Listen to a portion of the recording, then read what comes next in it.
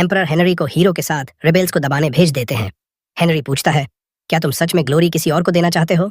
Battlefield में merit बहुत काम आता है आगे चलकर। हीरो कहता है, मुझे अभी एक्सपीरियंस चाहिए, मेरी गलत लीडरशिप से सिपाहियों की जान नहीं जानी चाहिए। तभी उसका सोर्ड हॉस्टिलिटी महसूस करता है। हीरो तुरंत गाड़ी रुकवाता है, समझ जाता है कुछ दुश्मन मेरी जान लेने आए हैं। वो भाई पर भरोसा करने की बजाय खुद सामना करने का फैसला करता है। गाड़ी से कूद जाता है, रास्ते के सारे टॉर्च बुझ जाते हैं। अगले ही पल जमीन से पानी के खंभे उठते हैं हर तरफ से अटैक करने के लिए। हीरो लेवायथन को शील्ड में बदलकर सब ब्लॉक कर देता है। समझ जाता है ये अल्मरिया के वाटर यूज करने वाले रिबेल्स हैं। कुछ ही देर में स्किल्ड सोर्ड प्ले से सबको नीचे गिरा देता है। हेनरी इंप्रेस होकर कहता है, इनसे पूछताछ अच्छी होती। हीरो कहता है, अभी भी हो सकती है, मैंने इन्हें मारा नहीं, सिर्फ सोर्ड की ऑरा से बेहोश किया है। हेनरी फिर से इंप्रेस होता है, कहता है, सुना था रिबेल्स के पास ज्यादातर कैवलरी मैन हैं, इसीलिए असैसिन्स की उम्मीद नहीं थी। ये बात सुनकर हीरो को कुछ गड़बड़ लगती है। अल्मरिया में अच्छे वॉर हॉर्स नहीं हैं। अगले दिन अलान के पास जाता है। टॉप सीक्रेट बताता है अल्मरिया में रिबेलियन हो गई है। अलान को 10,000 डॉलर देता है, कहता है, मार्केट में जितना भी हॉर्स फीड है सब खरीद लो। रिबेल्स ने हॉर्स कहीं और से खरीदे हैं, उन्हें फीड पास के मार्केट से ही लेना पड़ेगा। अगर फीड नहीं मिला तो उनकी हॉर्स कमजोर हो जाएंगी। थोड़ी देर बाद एम्परर बुलाते हैं, बताते हैं असैसिन्स से पूछताछ हुई। उन्होंने बताया कि वो मुझे मारना नहीं चाहते थे, बस किडनैप करके बार्गेनिंग चिप बनाना चाहते थे। हीरो कहता है, जो इतनी आसानी से बोल गया वो झूठ बोल रहा होगा। एम्परर मुस्कुराते हैं, तुम्हारी कॉमन सेंस कमाल की है, मेरे पास झूठ पकड़ने का तरीका है। हीरो टॉर्चर में इंटरेस्ट नहीं लेता, एम्परर पर भरोसा कर लेता है। एम्परर तारीफ करते हैं, तुमने रिबेल्स को इतनी जल्दी डील कर दिया, अगर तुम पकड़े जाते तो मुश्किल हो जाती। और हॉर्स पर फोकस करने का आइडिया भी कमाल का था। हीरो हैरान रह जाता है, वो तो अभी अभी अलान को ऑर्डर देकर आया था। एम्परर कहते हैं, स्टारवेशन स्ट्रैटेजी तो क्राउन प्रिंस अल्बर्ट भी सोच चुका था, लेकिन तुमने हॉर्स पर फोकस किया अपनी पॉकेट मनी से। कंधे पर हाथ रखकर कहते हैं, तुम्हें कमाल के आइडिया हैं और उन्हें जल्दी अमल में लाने की हिम्मत भी। हीरो को डैड की तारीफ से अंदर कुछ नया एहसास होता है। फिर एम्परर रिवॉर्ड देते हैं, तुम अपने क्रेस्ट में सोर्ड ऐड कर सकते हो। योद्धाओं के देश में बिना एम्परर की परमिशन के क्रेस्ट में सोर्ड लगाना मौत की सजा है। हीरो अपनी खुशी छुपाने की पूरी कोशिश करता है। थोड़ी देर बाद अलान आता है। हीरो बेबी स्टेप्स में चलकर उसके पास जाता है। अलान कहता है, हॉर्स फीड के सारे टाइप और रूट्स मुझे पता है, खरीदना आसान होगा, लेकिन करुण रिबेल्स का लीडर बहुत क्रूर है, सावधान रहना। तभी एक मेड आती है, गेट पर एक घायल आदमी है। हीरो देखने जाता है।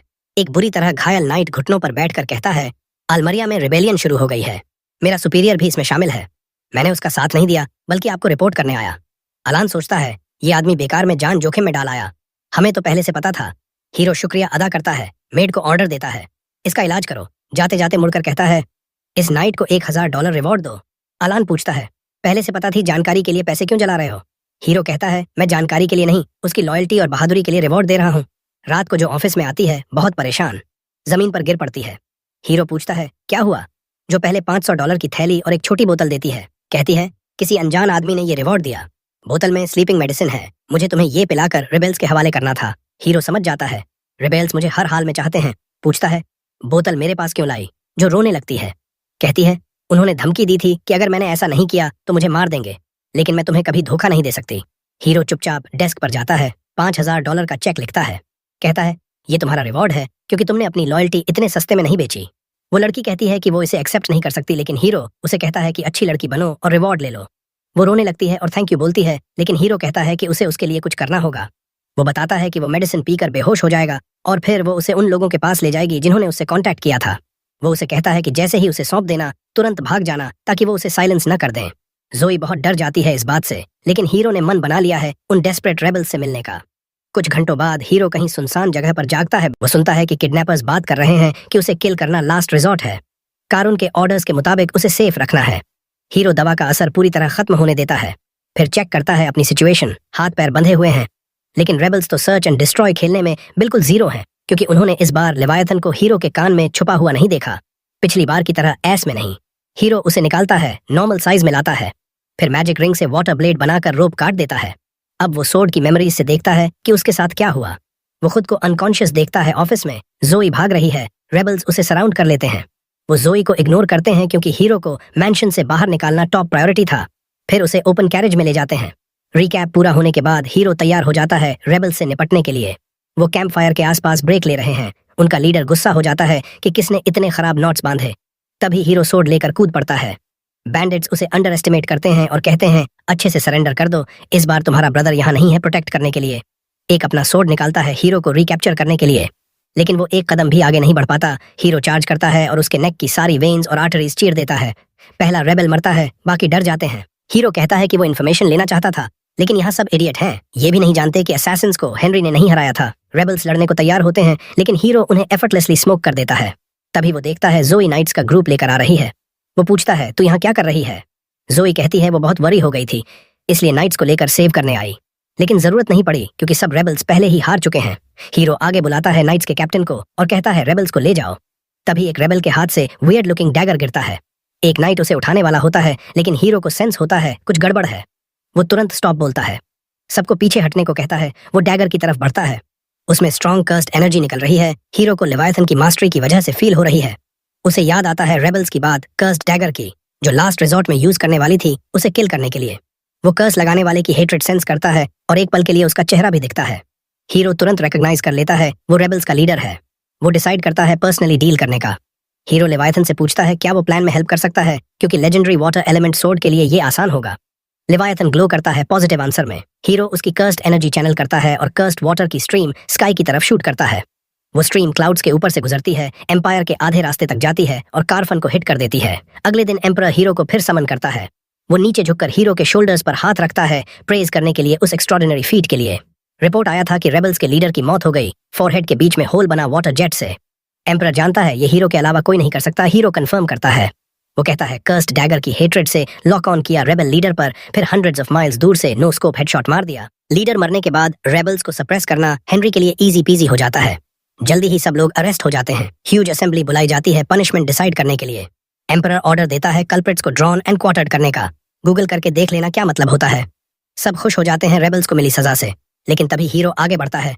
एम्परर के सामने रिस्पेक्टफुली नील करता है और कहता है ऐसा नहीं करना चाहिए। सब शॉक्ड हो जाते हैं, खासकर एम्परर। वो पूछता है मतलब क्या?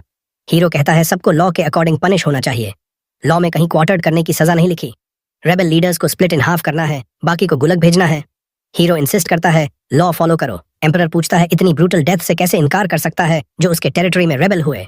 हीरो सिंपली कहता है अगर एम्परर लॉ तोड़ेगा तो उसकी रेप्यूटेशन और लोगों पर नेगेटिव इफेक्ट पड़ेगा। सब स्पीचलेस हो जाते हैं, लेकिन एम्परर मान जाता है। कहता है लॉ फॉलो करेंगे, लेकिन मैक्सिमम पनिशमेंट देंगे जो लॉ अलाउ करता है बिना मर्सी के। हीरो को कोई प्रॉब्लम नहीं। एम्परर प्राइम मिनिस्टर को ऑर्डर देता है लॉ फॉलो करवाने का रेबल्स की पनिशमेंट में। पूरी कोर्ट हीरो की तारीफ करने लगती है कि एम्परर के सामने इतने बोल्डली खड़ा हुआ, उसकी मिस्टेक करेक्ट की। सब उसे फ्यूचर लेजेंड कहकर ग्लेज करने लगते हैं। एम्परर को भी गर्व होता है। वो सोचता है रिवॉर्ड देना चाहिए, हीरो को लॉ ब्रेक करने से रोका। कुछ सोचने के बाद एम्परर डिसाइड करता है टाइटल देने का। वो कहता है उसके कोई भी बच्चा उससे स्टैंड अप कर सकता है, लेकिन राइट रीजन से करना अलग बात है। हीरो ने यही किया, क्लेवर और ब्रेव दिखाया पूरी कोर्ट के सामने, इसलिए एम्परर उसे टाइटल देता है वाइज प्रिंस का। चेंज तुरंत हीरो के स्टेटस विंडो में रिफ्लेक्ट हो जाता है। एम्परर आगे कहता है अगर हीरो 10 साल पहले पैदा हुआ होता तो और बेहतर होता, लेकिन वो क्लियरली नहीं कहता कि थ्रोन का कंटेंडर होता। कोर्ट अचानक हीरो के लिए चीयर करने लगती है उस स्टेटमेंट पर। फिर एम्परर पूछता है अपकमिंग नाइट सिलेक्शन एग्जाम की प्रिपरेशंस के बारे में। हीरो परमिशन मांगता है प्लान्स बाद में शेयर करने का। एम्परर अलाउ कर देता है कोर्ट प्रोसीडिंग्स खत्म होने के बाद। वो फाउंटेन एरिया में जाते हैं। हीरो टी सिप कर रहा है। 4 सर्वेंट्स उसके चारों तरफ वाटर बकेट्स लेकर खड़े हैं। हीरो के सिग्नल पर वो उसे स्प्लैश करने की कोशिश करते हैं, लेकिन हीरो रिंग के शील्ड से सब ब्लॉक कर देता है। एम्परर समझ नहीं पाता। हीरो एक्सप्लेन करता है कि वो सब पार्टिसिपेंट से ऐसा ही अटैक मंगवाएगा और जज करेगा स्किल को कि अटैक कितना क्लोज आया। एम्परर इंप्रेस्ड हो जाता है इनोवेटिव तरीके से, लेकिन रिस्क्स भी बताता है। हीरो कॉन्फिडेंटली कहता है जो भी डिफेंस ब्रेक कर पाएगा उसे पर्सनली डील कर लेगा। एम्परर फिर इंप्रेस्ड हो जाता है। रात को एम्परर थ्रोन रूम में प्राइम मिनिस्टर के साथ। प्राइम मिनिस्टर कहता है क्राउड के सामने वो रिमार्क अननेसेसरी था कि अगर नोआ पहले पैदा हुआ होता तो। एम्परर हंसता है, कहता है मैं सीरियस था। नोआ ट्रूली स्पेशल है, लेकिन लेवायथन की ट्रेमेंडस पावर से थोड़ा कंसर्न्ड भी है। ट्रू पावर अभी सील्ड है।